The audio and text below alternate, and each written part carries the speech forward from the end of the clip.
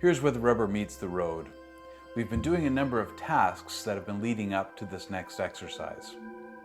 What I want you to do is shoot 3 short interviews with 3 different people. Set up each person sitting down in front of the camera. Ask the person the same question. We'll use these interviews in the editing exercises. Keep their answers to under a minute. What to ask? Something simple that requires an explanation or a story. Your goal while interviewing is to pay attention to the following. Listen to the person talking, keeping eye contact with them. Make sure they're looking at you, not at the camera. Consider their answer. If someone didn't know what the question was, would the viewer understand what they were talking about? Have them respond with the question within their answer. You don't necessarily need extra lights for this exercise. However, you do need to make sure that they're sitting near a light source.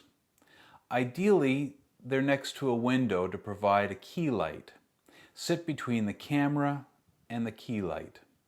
You don't need an external microphone. However, if the background sound is noisy and distracting, it'll defeat the purpose of the interview. Make sure that you conduct the interview in a quiet location where you can control the background noise. Remember what we learned in the previous exercises. Frame your interview with proper headroom. Frame it with proper lead room. Remember the rule of thirds.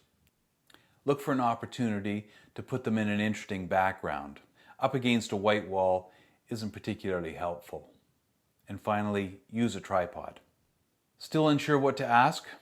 Here are some ideas. How did you come to work in this organization? What's the biggest challenge about your job? What's the biggest organizational challenge in your nation? Record each interview and save them to your phone for the editing exercises.